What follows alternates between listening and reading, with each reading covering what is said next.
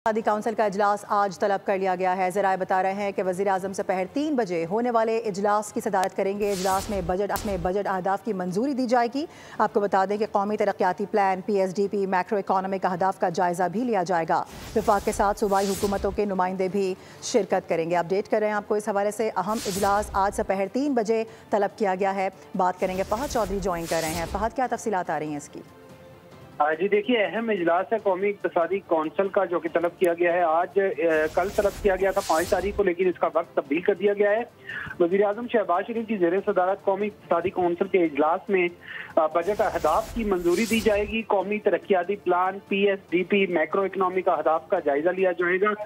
नए माली साल की मुआशी शरह नमू, ज़राअत, सनत, सर्विसेज सेक्टर के अहदाफ की मंजूरी दी जाएगी। इस इजलास में वफाक के साथ साथ सूबाई हुकूमतों के नुमाइंदे भी शिरकत करेंगे और ये इजलास वज़ीर आज़म हाउस में दोपहर 3 बजे होगा। जी ठीक है, इस हवाले से आपसे जानते रहेंगे। फिल वक्त बहुत शुक्रिया आपका। सब्सक्राइब करें और बेल दबाएं ताकि कोई खबर रह न जाए।